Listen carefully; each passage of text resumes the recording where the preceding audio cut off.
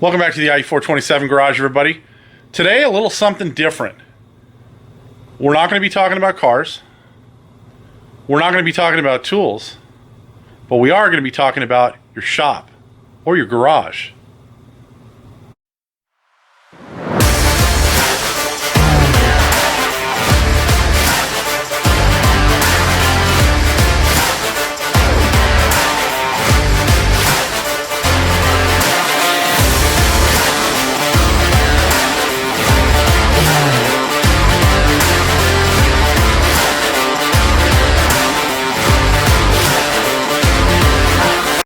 All right, I had an inquiry the other day, not through YouTube, not through Rumble, not through any of the video platforms, but actually on our Facebook page.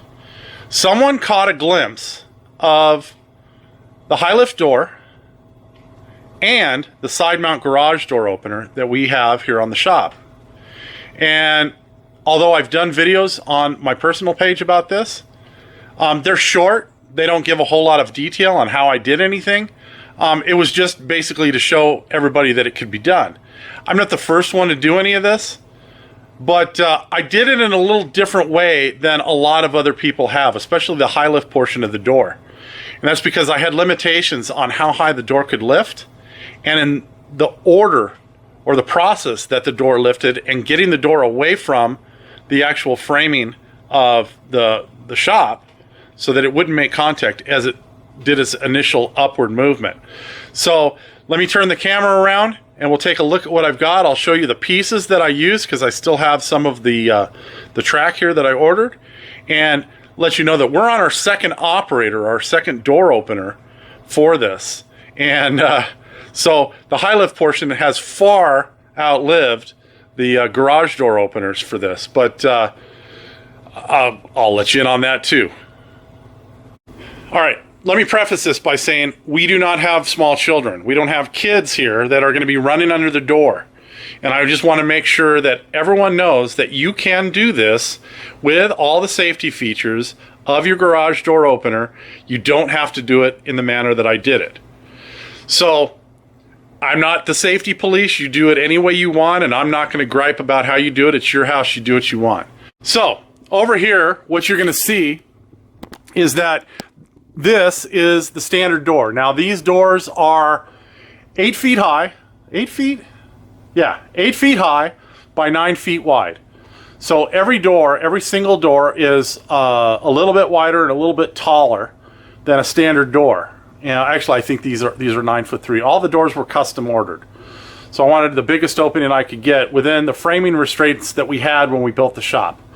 So each of these doors was custom ordered. I think they're all the same, but nonetheless, they were custom ordered.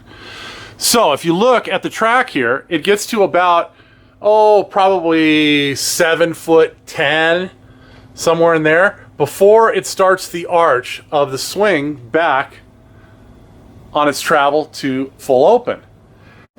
So the rollers are offset at the top of the door, and that offset gets increasingly smaller at each one of the rollers as you go down.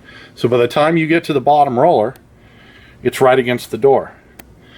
And what that does is it gets the door away from the opening as it's going up, so it doesn't rub or drag against the seal that seals the door shut when it's closed. Well, you have to kind of do the same thing when you're doing a high lift, and how the high lift kits do that is they basically start kicking out right about here. They're angled back so that as they lift, they pull away from the framing of the structure. Well, as you can see, we don't have a whole lot of room. The ceilings in here are about 10 feet tall. They're about 10'1". But we wanted the door to go up as high as we possibly could get it, still clearing any drywall that will eventually go in here.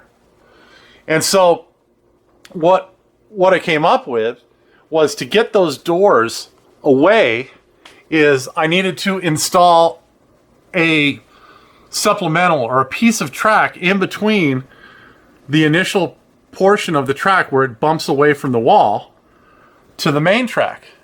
So what I did was I went to the local garage door installer in our town, and I asked him if he would sell me a piece of track. Now, we've used this company before on some customer installs when a customer wanted to replace their door, and they've always given us good service. But for whatever reason, they did not want to sell me a piece of track. So what do? Well, this was about 6-7 years ago. And you go online. You start looking around. But by the time I was going to add shipping to the cost of that piece of track, I only had to buy one section. And I think the sections are sold in like 8-foot pieces, something like that. By the time I had it shipped, it was like 3 times the cost of the actual track. So what I decided to do was to see if like Home Depot and Lowe's and some of the other home centers had this stuff online where you could order it, pay for it in the store, and pick it up in the store, because then I wouldn't have shipping. They pick up the shipping as long as you ship it to the store. So I think I found it at Lowe's. I don't have the receipt in front of me. It could have been the Home Depot. It could have been, we have a Menards. We also have a Ganal Lumber. I don't remember exactly which one it was, but I think it was Lowe's. Anyways, I ordered a section of track, and it was 8 feet long. And you can see I've got what's left of it right here. So this is what the track looks like. Now, the profile in that corner, that sweep in the corner, that radius, is not exactly the same as this. So what I had to do is I had to massage the points that it came together a little bit in order to make them match up. And that's simply because when they bend these things, it stretches the tubing a little bit. But as you can see, I've got that all welded together. So I welded about an 18-inch section in from there up to there. And what it does is it allows that door to lift as high as it possibly can. And as it's coming to its arc at that highest point, right now it just touches that insulation. Well, the insulation is, it bows down a little bit because there's no drywall to hold it up right now. So it just touches that at that one spot at the highest point up there on the ceiling. But once drywall goes in, and it will eventually, hopefully before I meet my maker, it's going to clear. So the door goes up perfectly. One of the other reasons that I had to do it in the manner in which I did it was that on all the high lift kits, what it does is it moves your spring assembly right here. So the spring that mounts across the top of the header here, the rollers, and all the hardware that's on this side and over here on this side, it pushes all that up closer to the ceiling. But it moves it up past the point that I had as far as clearance. So I couldn't use a traditional high lift kit. That's why I used the pieces of track that I used. So all I did when I did this was I pulled the door all the way down. I disconnected the opener because I had to move it anyway. And then I pulled these tracks out from the bracket right here. And then all I did was I put like a vice grip clamp here to hold the door flat against the wall. And then I pulled the track out from there all the way to there where it ended before. It's longer now because we've added length to it. And then I took those tracks, I cut them, I lengthened them, and then I put them back together and I added a support there. And then I have the original support back there that's been cut down in order to make it compatible with the new height. So if you watch this thing as it goes up, it kicks away. Let me see if I can come over here, hit the button. It kicks away pretty quick.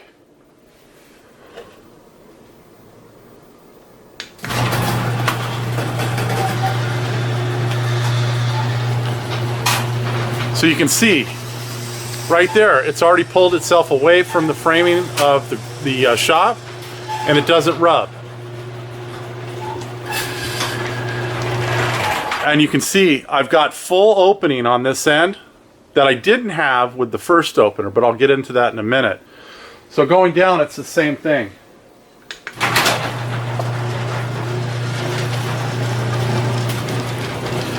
can see as it comes down, it just rides just that little bit away from the framing. And as it gets closer and closer to being down, it just makes contact right there. And boom, it's shut. All right, so now let's talk about the previous opener. When I built the shop, we had an auto parts store out here on the West Coast called Kragen's Shucks and Checkers. I think that's what it was. That eventually became O'Reilly Auto Parts. But when they were Kragen here, most of the stores out here were called Kragen's, they used to sell garage door openers. I know, unbelievable, right? And this garage door opener that they had been selling under their own banner, I think under their own brand banner, it was called a Delta. But it is a opener that's made by another company called Marantec. And these openers are quiet. You can't believe how quiet they are. They're chain drive, they're DC motors, and they're small. So this is the original opener. This is still one of the original openers. It's the only one left, and it's the bay that I park the F350 dually workbench in or under, and it still works. It's the only one out of all of the other openers that is still one of the originals. I bought 4 of these at Kragen Auto Parts when they were clearancing them out. This was before they changed the name of the stores to O'Reilly's, and I got each of these openers for $39. And they each came with one remote, and they're all different frequencies, so I didn't have any problems with that. But the big thing is that you couldn't get clickers to work with them other than from the company that makes the openers, and so those were like more money than the openers themselves. But it didn't matter because we rarely, if ever, use the remote to open these. You normally open them from inside the shop. But you can see this is one of the original openers. It's still in the shop. It still works just like the day I installed it. One day it'll give up the ghost and I'll probably replace it with another LiftMaster or Chamberlain, because that seems to be the ones that are easiest to get right now. But that one lasted for probably, including after the time I moved it, it probably lasted for almost 10 years. And it was not the first one to go. The first one to go was actually in the bay over there where I normally house Slytherin. That was the first opener to go. And then I think the back one went. I used that door a lot. And then the third one to go was, of course, this one. That's the last one I replaced, and I replaced it with this Chamberlain. And I just got the cheapest chain drive opener that I could get because I don't need any of these Bluetooth features or anything like that. I just needed to open the door and close the door.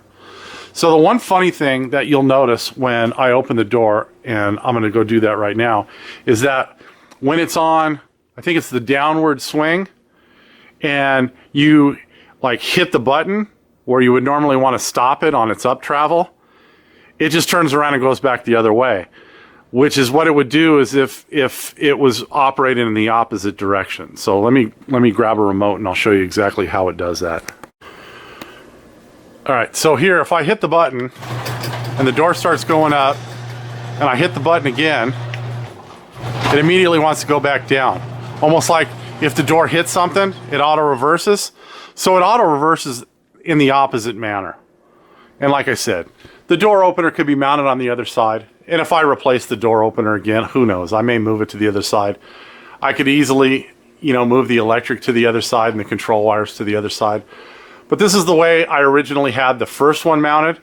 And if you notice, the first one, this one I had the longest, it doesn't have any of those electric eyes on it. The regulation that required you to put those electronic eyes on garage door openers had not been put in place when this particular opener was purchased. Now it has the inputs for it, but didn't come with the safety sensors. It's just, it has a jumper that bypasses them. And so even though I installed the wires, like I installed wires down to every one of the doors down here when I built the shop for the sensor eyes, but I've never used them. So all of those wires go up to the actual openers And just like the push buttons, they're available at each of the openers. Now, I may at some point change this door to a high lift as well. I just like the extra room it seems to give the shop. It just gives, when the door is open and up, it makes the space feel bigger because the door is higher up. But I don't need to do it down there because we don't have a lift down there. One other thing that I did, and I did this for the back door that's here in the shop, I actually can control that from both points. I can control it over there at the door, and I can control it over here at the man door where you walk into the shop. So this button right here, and the reason I have a gold button versus the black ones is to signify it's the back door. But if I open that here, let me make sure we're clear over there. Just want to roll the 25th anniversary car back a little bit, just so we don't hit anything. So we should be good. When I hit that button, I can open it from here or close it.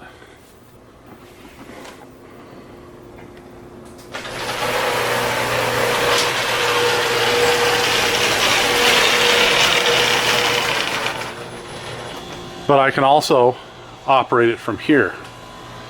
So if I hit the button here, it will go down. And you're asking yourself, well, why would you need to do that? Well, a lot of times when I'm leaving the shop at night, if I've got the doors open and I get all the way to this door, I don't want to walk all the way back to the other side of the shop to close the door. So I have a button over here and I can open it up or close it. So when I come in the shop and first thing in the morning, I can open that door without having to walk all the way over there and waiting for the door to open. That one actually opens really quick, but so it's just a convenience thing. And the only way, the way you wire those, generally speaking, the LiftMasters get a little bit more finicky. The newer LiftMasters with the indicator lights on the buttons almost require you to use LiftMaster buttons, but you just wire them in parallel. So basically, the two wires just wire the same way over there, and they have to tie in to an existing switch on the original side, and then you can actuate it from either point. So I think that should wrap this one up. And I know this wasn't car guy related stuff. It's not always going to be about cars. Sometimes it's going to be about the tools that we use to build the cars. The shop just happens to be one of those tools. And of course, the opener is a tool of the shop. And so I'd like to be as helpful as I can to everybody, building and construction and all that. That's stuff I do for a living. And so maybe I can offer some insight for some of you that are, eager to try something like this at your house. Now, keep in mind, if you're going to do something like this, that those springs carry a lot of force in them. Don't start unscrewing the set screws on springs. Don't start messing with your cables. That's why I told you, leave the door in place. If you're going to do the high lift, just leave the door in place and just work on the tracks. If you do that, you're going to stay safely away from the springs, the pulleys, and everything else, and you're going to keep yourself out of harm's way. I don't want to lecture anybody. You should all be grown-ups and responsible adults and know this, but at the same time, just know that there's a lot of stored energy in those springs, and they can really hurt you. With that, I think I'm going to wrap this one up. As always, I appreciate all of you watching. If you're enjoying the content, even if it's this boring content, please do the like, the share, the subscribe, all that good stuff. I'm going to head this one under tools and tips and tricks, but check out our playlists. Each of the cars that we do here has its own playlist, so you can see the progress from beginning to end of each one of the projects that we're working on. Or you can go at any point in between, so you don't have to scroll through the entire project or scroll through the entire page to go back and see different points of different projects. This one particular video is going to go under our tools and tips and tricks playlist, but you get it. So that's it. See you guys all next time. Have a great day.